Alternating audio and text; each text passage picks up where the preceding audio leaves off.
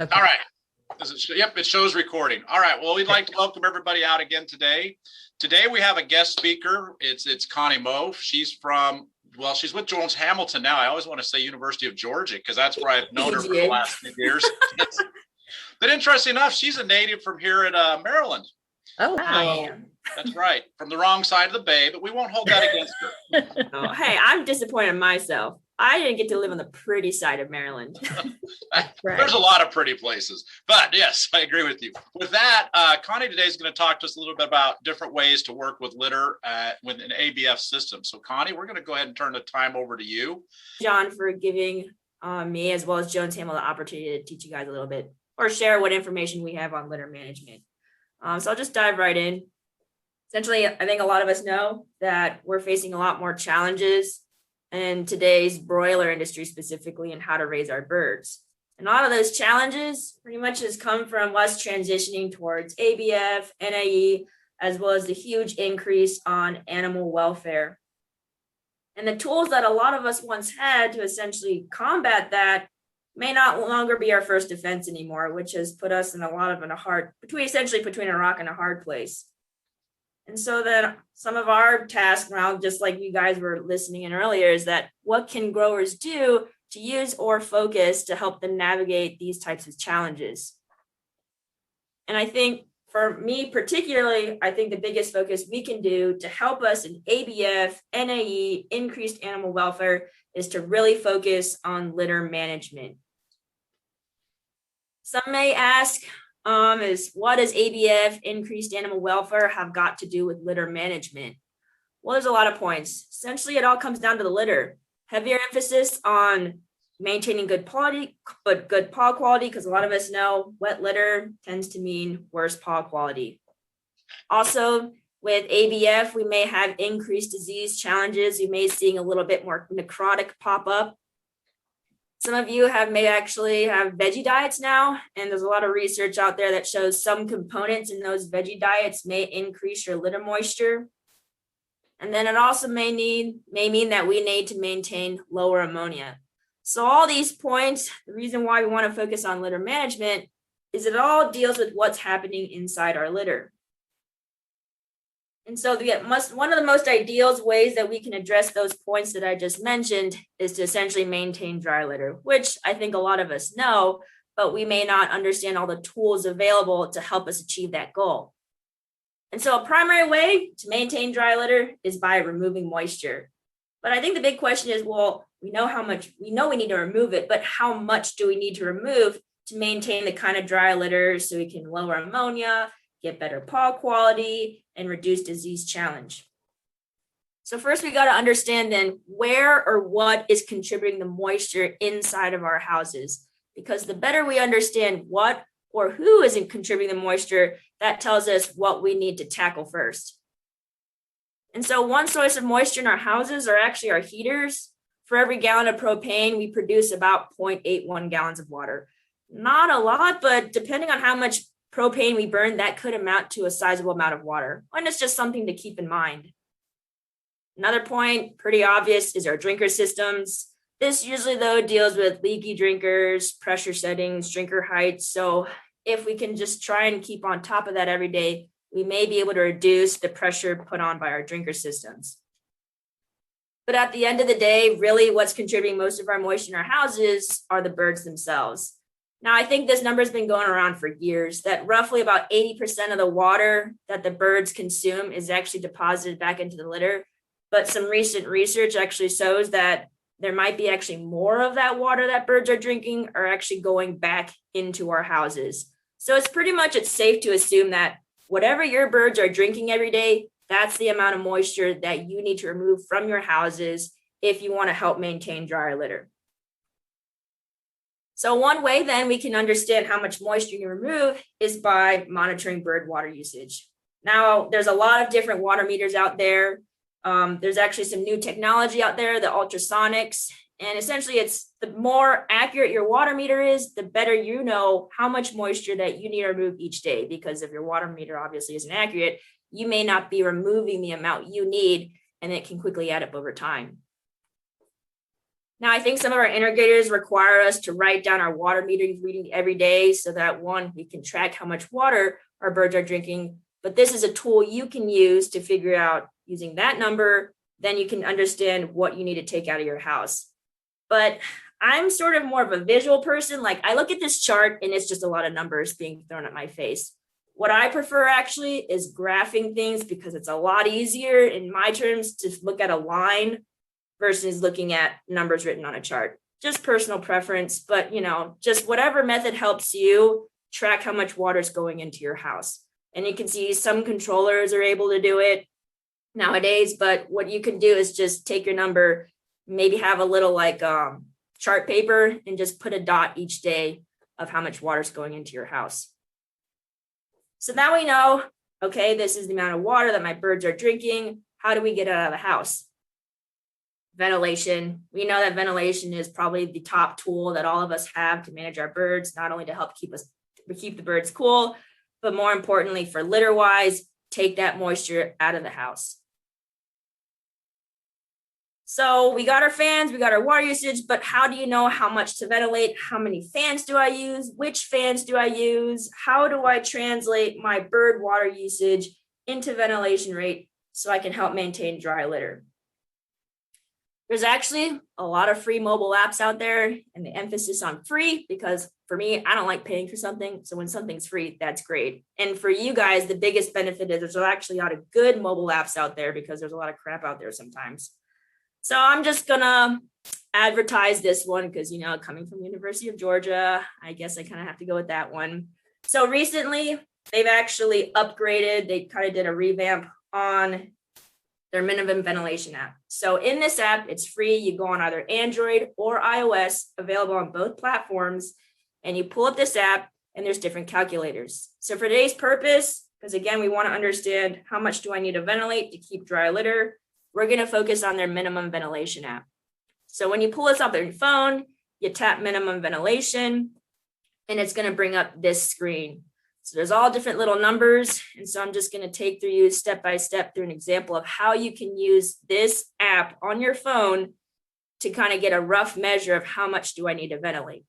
So let's looking at the top, that's where you're going to put what's happening outside. So for example, today it's nice and clear. I don't know, up in Maryland, what it's like, probably 60 degrees and maybe like 50% humidity. So that's what goes in the top box. Second, that's what you're going to put what's happening inside your house, either right now, or maybe what's something that's happening tomorrow. So you're going to look at your target temperature and then also your target humidity. Next line, that's where you're going to put how much water that your birds are drinking or have drank or will drink. And so it's going back to that little chart that I talked about before. You use that number and you input it into that little box right there. Lastly, that's where you're going to need to put your fans. So let's just say for birding purposes, you're going to use a 36-inch fan. So your 36-inch fan's likely going to move about 10,000 CFM. Again, this is just a rough measure. So once you have all of those things inputted and you click, it's going to show you a couple numbers, and then you're going to press calculate, and that's when it's going to pop up some values. So first thing you're going to see is if you want to remove, in this example, 600 gallons from your house, you're going to need to exchange about 4,000 CFM, which if you're putting your fans on a timer, that's about 60 seconds out of 5 minutes. And then it's also going to give you a rough fan percentage time. So you can see this app gives you just a pretty basic way of interpreting your bird water usage into ventilation rate to maintain a specific target humidity. But keep in mind, again, this tool is providing a rough measurement. It's assuming a lot of things. Again, it's not going to give you a straight answer. It's giving you a starting point. Because apps like these are assuming a lot of things, like, for example, your house is really tight. Now, I know there's a lot of old houses up in the Delmarva region, so you may need to compensate for some things. It's also thinking that I have perfectly functioning inlets. So if you have some inlets that are broken or things like that, that's something to keep in mind. And it's also assuming that your litter is relatively dry. Because again, in the little box showing how much moisture I need to remove, that's just accounting for how much your birds are drinking. It cannot assume also what's already inside your house. But if you keep those things into mind, you may actually be able to adjust that moisture value. So ideally, again, since it's providing a rough measurement, ideally as a grower, you would use this and then adjust it according to your target according to the humidity that's currently inside your house. And so I think there's many people are out there saying, well, I don't have a way to measure relative humidity, or I don't have a humidity sensor. Luckily, there are a lot of options nowadays because the internet is a great thing. And so there's sensors out there that, are a little bit more on the affordable side. This one specifically actually is Bluetooth. So if you have a smartphone, there's a free app again, and you use the app to program a sensor like this, and you can pop it inside your house every time you walk into the house. Or sometimes like these are actually really cool. You don't even have to go into the house. You can stand outside, pull your app up, and you can see what the humidity is like, not only right now, but also what it's been like in the past couple days, however you programmed it. But I think what might be even easier is if you can purchase a humidity sensor and attach it straight to your controller, because there's functions in controllers nowadays where you can have it influence your ventilation rate off of humidity. Now, I'm not saying I recommend that because it can cause your fans to run quite a bit, but it's just something to keep in mind. And so what is the ideal humidity? In my opinion, we'd like to keep it between 40 to 60%. And we need to understand that managing humidity is a daily task. It's not something that it's adjusted every week. Because for example, in this graph right here, you can see the grower for about the first 10 days, they were doing a decent job. On average, they were keeping it in that 40 to 60% range. But you can see right around after 11 days, it started to get a little bit out of control. And after that, it's really hard to get it back into that ideal range because it's going to take a lot of ventilation, or it's going to take you some heat. So also it's going to require, when it comes to humidity control, we also need to understand that ventilation rates change based on outside conditions. I think there's a misconception out there that on rainy days, we want to cut back our ventilation because we're afraid, I don't want to bring moisture into my house because I'm working hard trying to get it out. So that's where apps like these can be helpful, because in actuality, during rainy days, you actually do need to increase your ventilation rates. And so we'll use the app to kind of show you why. So for example, here we can see we've already inputted it, pretending it's a nice clear day. So you can see in the top, it actually shows you an estimated amount of moisture in the air outside. So you can see outside, there's about 3 ounces per thousand cubic feet. While inside your house, you actually have about 21 ounces per thousand cubic feet for this specific example. So you can see that you have a lot of moisture in your house compared to outside. So here again, you can see that if I were to bring in outside air and then take it out, I actually have the potential to remove about 18 ounces of water for every 1,000 cubic feet. So let's again compare it to what happens on a clear day versus a rainy day. So you can see on a dry day, it takes about 5,000 cubic feet to remove 1,000 gallons. But then what happens then on a rainy day? So we'll just compare the two. You can see on the left side is a dry day, on the right side is a rainy day.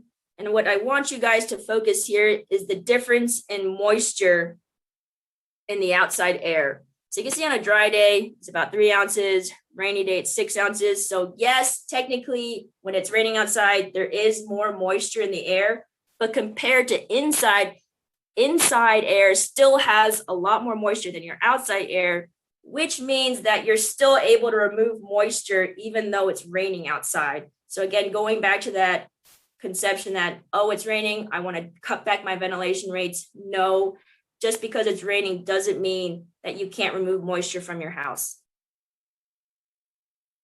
So again, I kind of like to compare it to paper towels. So on a dry day, you might be cleaning your surface with a dry towel, so you may only need 1 towel. But on a rainy day, you may be dealing with a wetter towel to clean that surface, so you may need to bring more paper towels. And so again, you may just need to use more air to remove the same amount of moisture. It doesn't mean that you need to cut back your ventilation rate. So in that example, let's compare then the ventilation rate. You can see that on a dry day, it takes about 5,000 cubic feet, while on a rainy day, you may need to increase your ventilation by about 14% to remove the same amount of moisture. So overall, I think an app like this can help a grower just play around with different outside conditions to see what it does to their ventilation rates. But the fact is, we know that if we want to keep dry litter, we're going to need to be a lot more aggressive, which I know is really difficult for us since many of us don't get the extra pay to do that. But I think the pressure's there and it's not something that we can ignore, which means then we need to maintain a lower humidity, a little lower than I think we typically like to. In the past couple of years, what we did was we actually did a couple surveys just to see what the average humidity was like in the colder months. And you can see on average, our humidity is around 70%. But when it comes to maintain drying litter at 70% or higher, it's really difficult and it's actually pretty expensive. But then on the flip side, if I want to maintain lower humidity, that can be equally as expensive, if not more. So then the question is, okay, the pressure's there to maintain lower humidity, lower ammonia, better pod quality, dry litter. What option is out there then for producers to be able to maintain dry litter, but not cost them a fortune? And so that's where, back when I was at UGA, we were, putzing around ideas and we were like, well, one possibility might be maintaining a more moderate humidity level. So not a crazy low 40%, maybe between 50 to 60%, and supplementing that with some air movement.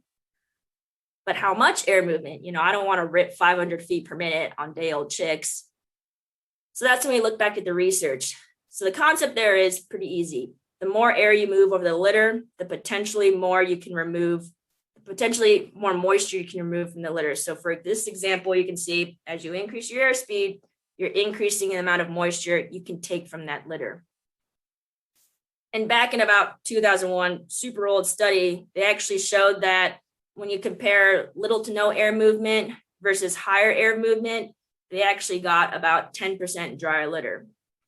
So if our question came to, how can we do that inside our chicken house? How can we maintain about 150 feet per minute over floor level? So that's when the idea of using circulation fans came into place. Now, traditionally, circulation fans for most of us, why did we use them? Well, it helped us reduce temperature stratification. So essentially, it helped us remove a lot of that hot air collecting up at that ceiling and bring it back to the floor, which in turn helped us save on gas. And so to do this, we really didn't need high-powered circulation fans. And when it came down to the math, if you want to know, we were only mixing about 10% of our house air volume. And the purpose of that really is we just wanted to move the air from the ceiling back to the floor. We didn't really want to move a lot of air at floor level because we were scared of chilling our chicks. And so what happens is so you can see in this little map here, we're moving pretty much no air at all with these fans, about less than 50 feet per minute. But today's industry, we're pushing us a lot more, kind of challenging us more if we want to get drier litter and better pod quality. Looking at that research, we're going to need higher air movement. So it's going to have us kind of change our mentality a little when it comes to circulation fans and think about more higher volume, more powerful circulation fans.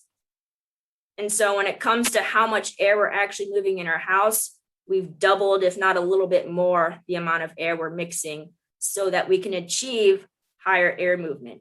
So if we go back to that air velocity profile, you can see this is the small fans. Now when we put in those higher powered circulation fans, you can see we're moving a lot more air, average about 150 feet per minute, matching that old little research study showing that if we can get about 150 feet per minute, maybe we can get drier litter. So then we took this concept of maintaining a moderate humidity level with higher air movement, and we wanted to see just how effective it could be out in the field. So pretty much in the past 3 years, this was pretty much my degree at University of Georgia. We went out to a couple farms in Southeast Georgia, and we evaluated what would happen if we could control our humidity in that little 50 to 60% range And if we put in these circulation fans and move more air over the litter, and we wanted to see what that would do in terms of litter moisture as well as foot pad quality. So in these houses, just again, really important, we were maintaining our ventilation rate so that we could maintain between 50 to 60% humidity. So just an example, you can see on this farm, not only were we keeping it in that range, but also more importantly is that both houses' humidity levels were similar, because then we can actually compare what's happening in the house.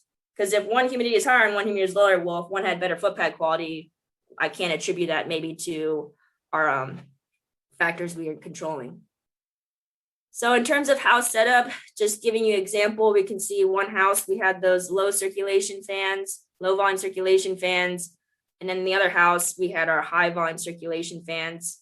In the houses we were in, they were 40 by 500 and they're partial house brooding.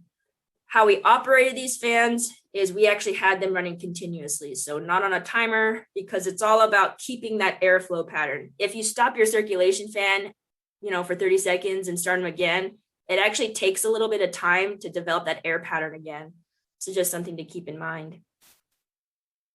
How we place these fans, if you wanted to know, you can see again, partial house brooded. We had 2 fans facing front, 2 fans facing back, because another purpose of circulation fans is to help move that warm air towards your coldest spots. And then in the back of the house, we had them facing all towards the tunnel end. So when it came to air movement, again, we did a little air velocity profile. And with those low volume circulation fans, about 50 feet per minute or less. While in the houses, the high volume circulation fans average about 150 feet per minute.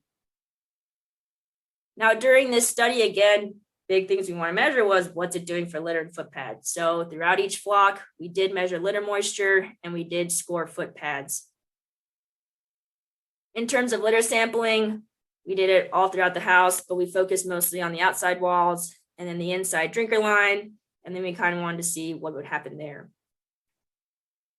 So just bird's eye point of view, you can see overall, we sampled 16 locations just in the brood section. We weren't really focused yet on the off chamber. And just so you can see, these are the color coordinations. And when it comes to litter moisture, ideally, you'd like to keep it less than 25%. Purposes, it can help reduce microbial populations, and the research shows that it can help benefit foot pad quality.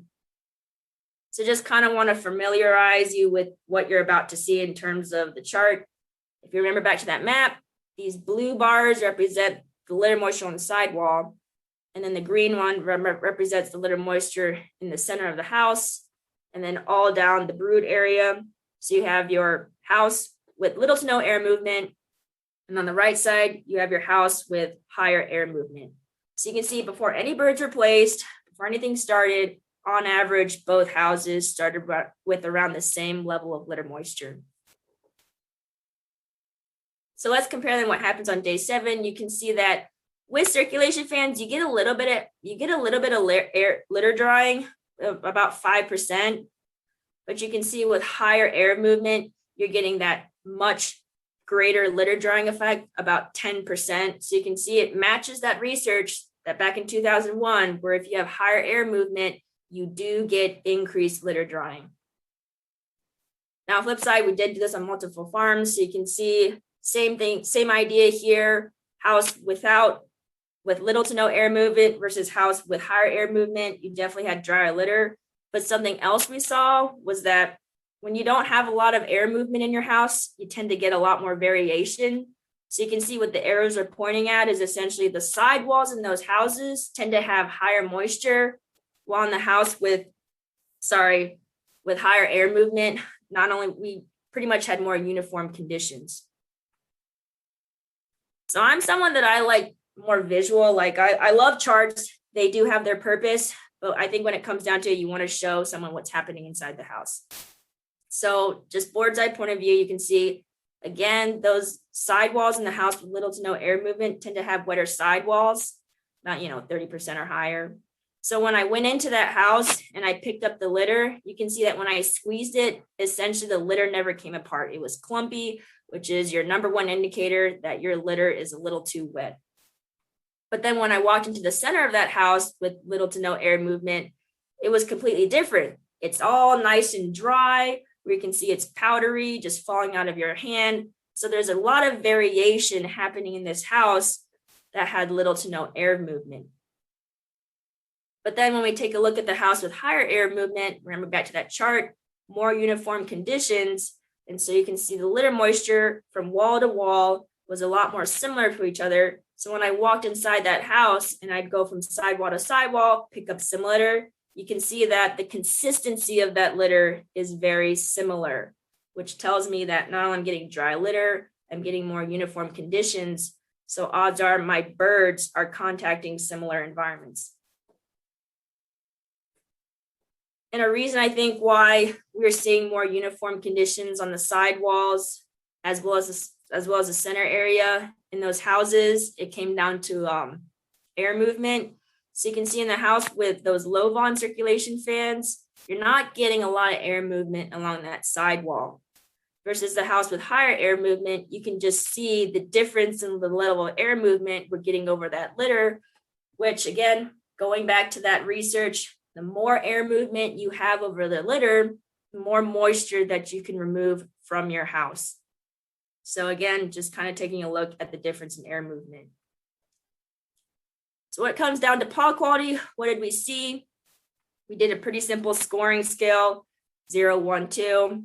So clean, kind of lesions, and then some large lesions on the pad. So we'll just take a look at flock 1 on one farm.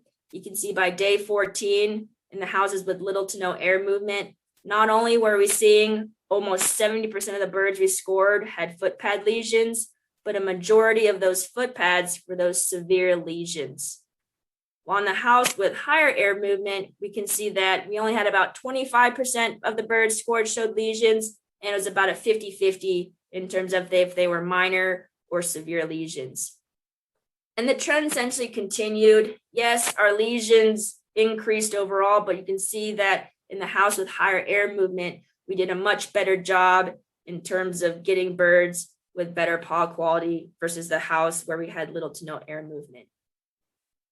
And so for the rest of the flocks, we saw the similar trend where the house with higher air movement tended to have better paw quality, but you probably already see a trend where, well, paw quality tends to be a lot easier to maintain as your weather gets warmer.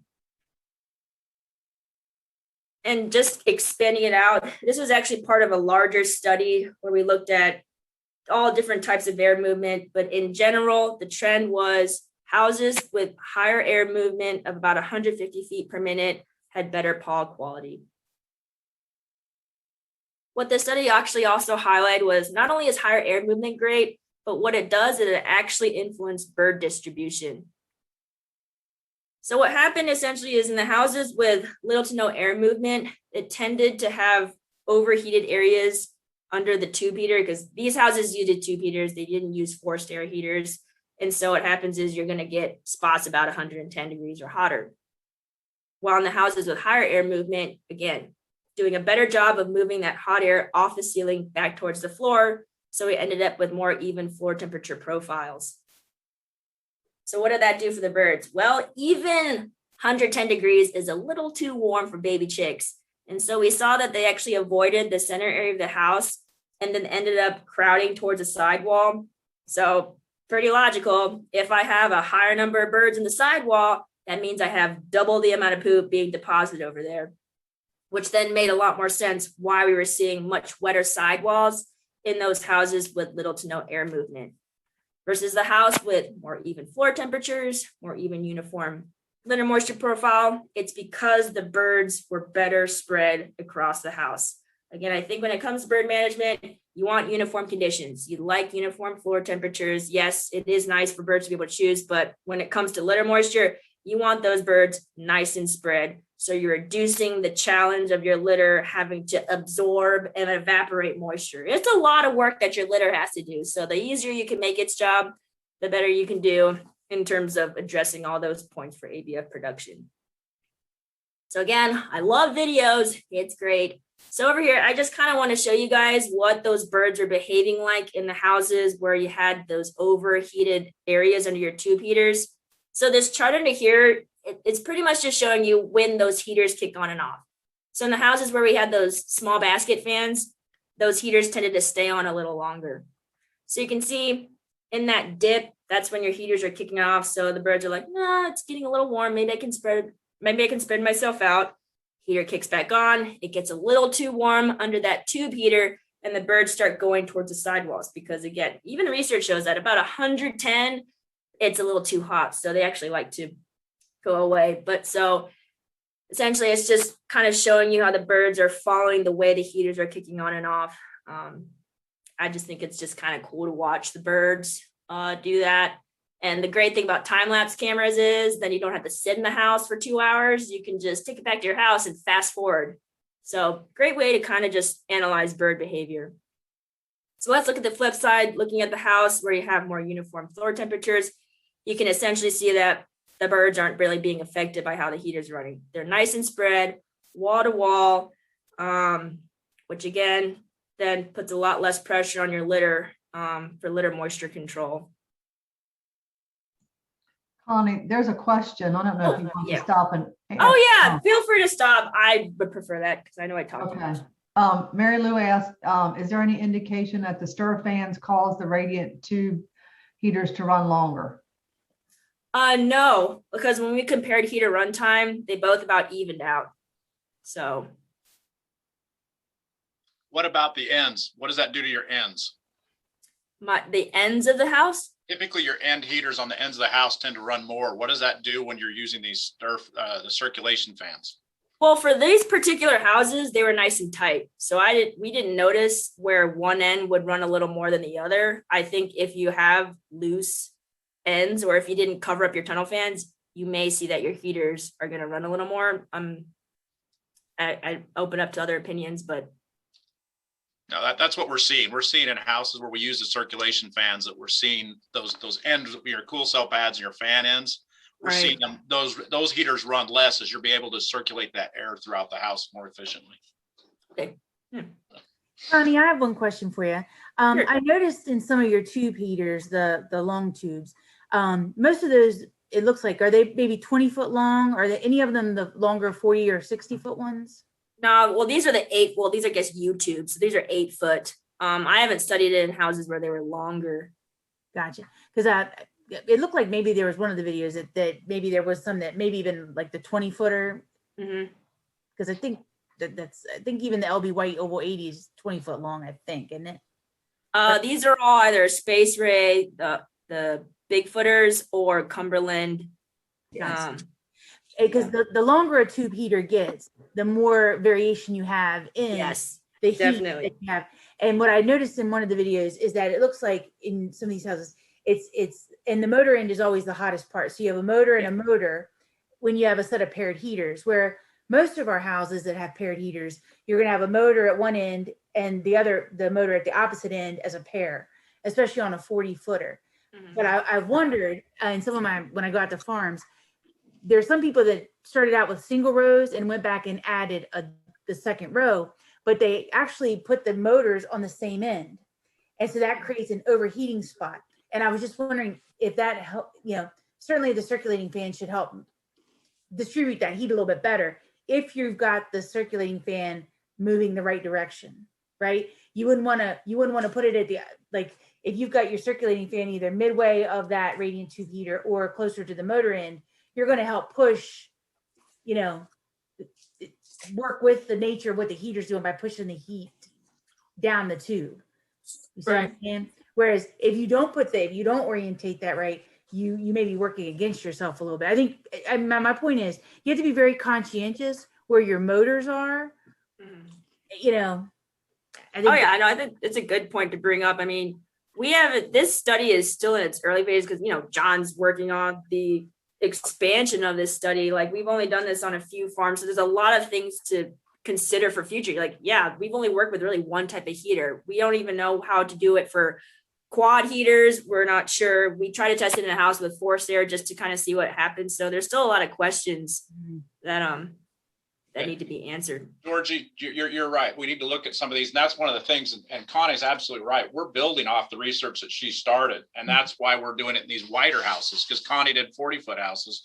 What happens now when we go to 60 and 65 footers? I mean, how is that going to affect the flow? So there's a lot we have to learn. Yeah, which is exciting stuff. Connie, this is Mary Lou again. Quick question. How long into a flock should you run the circulating fans? I mean, if I guess during the winter, it would be the whole flock. But when you got into warmer weather, would you recommend cutting them off 30, 35 days or something like that? Yeah, I think the biggest benefit we're going to see is probably the first 3 weeks. After that, when you're running mostly off like power mode, Right. You're mixing just as much air as these fans are. So, okay, that was my We're question. actually looking into that right now because we're actually seeing benefits. Even we're just at a flock at 42 days, and we're still seeing benefits from those running because we're still using minimum vent. Once you go to tunnel, of course, tunnel, turn them off. Yeah. But until then, it looks, but Connie said something very important I want to reiterate. Sorry, Connie, if I jump in, but. Oh, no, I'm open discussion. She's absolutely right. Those first 3 weeks are when you want to run them the most because your birds are smaller. So you're getting a lot more of that airflow over the floor. So you're getting the most benefit from them. As the birds get bigger, they block that air. So you want to, exactly. You want to run them as much as you can while they're little in order to get that benefit. Yeah, 100%. Yeah, it's a really good point. I used to read these points. So many things to talk about. Sorry, we didn't mean to interrupt your presentation. No, I like this better. I like discussion because I'm just like, I've been saying this how many times. I was like, I like talking about it. So is there anything else or?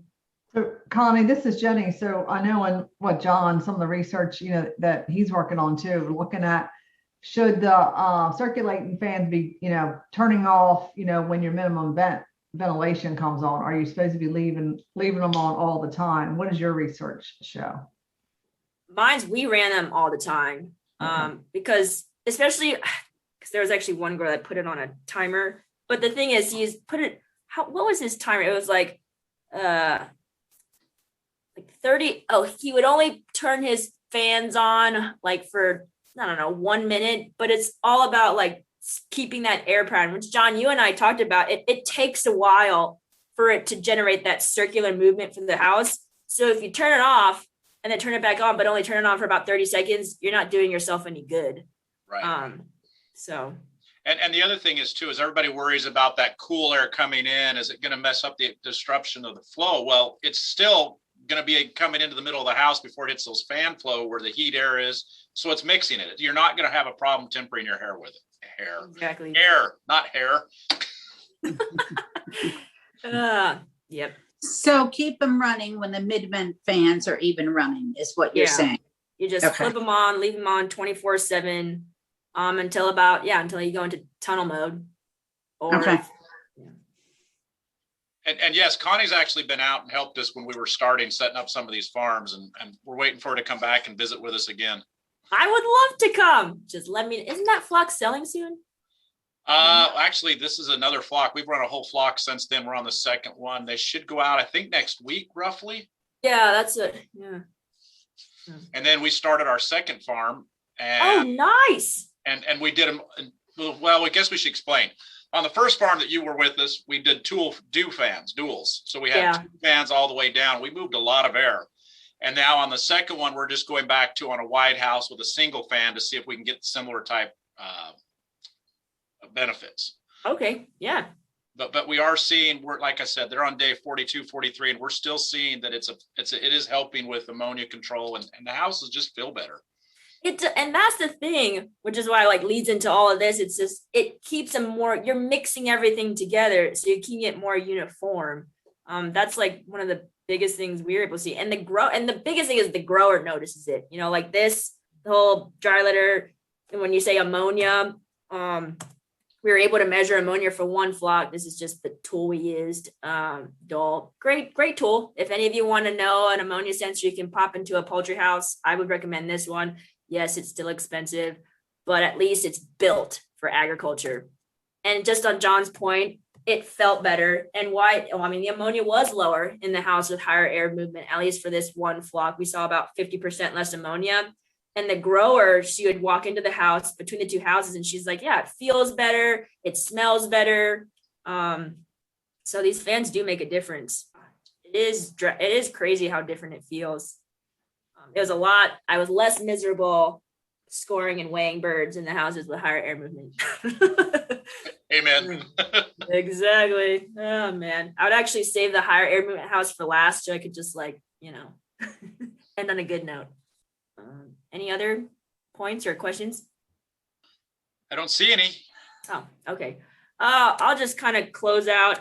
This is just kind of hitting the point where we talk a lot about air movement, but let's just not forget about humidity, because it's all about a combination effect. Because there was one flock, probably like one or two flocks, where I let the humidity get out of control. And so what happens is we lost. So looking at here, I just want to show you, these are two houses that both had high air movement, but it's showing the difference and the impact that humidity control plays. So on the left side, we were doing a great job controlling your humidity. So you can see we're having that uniform litter moisture, probably better air quality. But then one flock, I wasn't watching it as closely. I let it get out of control, and you can see it looks just like the house with little to no air movement, where you have a lot of variation in litter moisture. The paws were not so great in this house. And it just emphasizes the point that you can have all the air movement in the world, but if your house is really wet, you're not going to make as much of an impact. So this is just kind of going over all the points that we already said. Better temperature uniformity, just like we were all talking about. It feels better. That's because it is better. You're not getting as much heating under tube heaters, but still, yes, there's a lot of work that still needs to be done on seeing what these fans are like with different types of heaters, different orientation of these heaters. But overall, in this specific situation, when we're looking on these farms, we saw better bird distribution, dry litter, better paw quality, lower ammonia. But again, it means you need to control your humidity. And there is a specific way to put these fans in your houses, how they're oriented, the type. And so if you are interested in this idea, feel free to reach out to John or to me, or just let us know and we'll help you through this, because we don't want you end up doing this and coming back as like, it didn't work. Well, it depends on how you did it. And just a last point about the brooding temperatures. These houses, again, were very tight. And so moving this much air wasn't as much of an issue. We didn't see the birds get chilled. I mean, if you remember back to that time-lapse video, you didn't see the chicks huddling in that house with those big fans. But in looser houses, you may have the potential to chill your chicks, so you may need to bump up your brood temperatures. That's all I have, essentially. Open to any other questions. Any other questions, folks? We really want to thank you, Connie. We're glad you joined with us today, and we appreciate you. Oh no, this was fantastic. I appreciate the opportunity. I was like I said, everything you said is what we're seeing. We're seeing a better uniformity throughout the house. We're seeing the mixing of the air. But to me, and Jenny, I think you've experienced this too. When you walk in, it just feels better. And that says something. Yeah, I agree. And that's fantastic to hear, because the whole fear is like, it's working so great down here in Georgia, and then other people start doing it and they don't see what we saw. And it's like, well, great. And we are seeing that the chick distribution is another one that we are seeing that with it. And the big concern a lot of people have is the air movement on those chicks, because you're looking, I think we measured about 175 to 180 feet per minute, but I know Mike's doing duels on a narrow house, and they're over 240 feet a minute. If I remember right, I'd have to go back and look at the data. So, and the chicks don't notice. They act like there's nothing wrong, and they're just happy as can be. So again, I think it's going to be interesting as we get this data and can analyze it better. Well, folks, is there any other questions out there? Well, we have some very exciting things happening over here. The membership campaign is kind of wrapping up, but we're going to keep it open for a while longer because of the pandemic and not having as much contact with people. So that will also give them the opportunity to be able to come to the, wait for it, annual Booster Barbecue. Yay. Yay! We're going to have an outdoor picnic type event at the Delaware State Fairgrounds to replace the booster banquet that we normally have in April, since we couldn't have anything inside like that. We're going to have it in the Quillen Arena on June 18th, which is a Friday, from 4 to 8 p.m. we can fit lots of people. We've already submitted safety plans to the governor and the Board of Public Health. So everything is, we're pretty much on cruise control now, going toward that date. We're going to have a vendor showcase around the perimeter, and we're going to have a live, nationally recognized country music performer named Jimmy Charles, who's actually from the Eastern Shore. So it's very exciting. And we're going to see people, like real people, not just on the screen here like this. We're going to be in person with each other. So hopefully everybody can make it out there. You can bring your family. Information will be going out in the mail. And we would just love to see as many people as we can. Maureen, are people going to need to register because of the limited numbers? Yes, all that information will go out in the mail. It'll be very clear, but we're also going to most likely have the main way to register an RSVP, which is going to be key this year. We're not going to be doing tickets because we are trying to do as contact, as least amount of contact as possible. So we're going to do Eventbrite, and then we'll have a supplemental strategy to help folks that might not have computers or but those details are still being developed to make sure we make it as easy and COVID friendly as possible.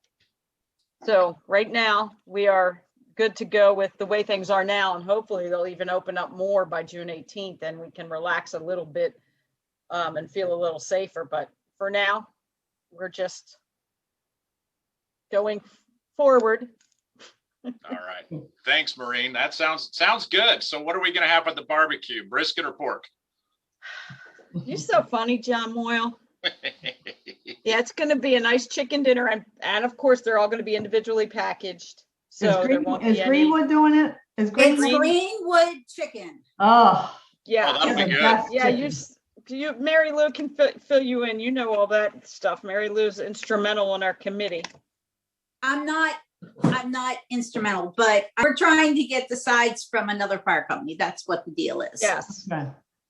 And we're going to have vendors or sponsors set up around the arena so you can see equipment or they'll have tables so you can talk to people from visit with them, walk around and see their equipment and their services and goods, and it's going to be just like the good old days almost.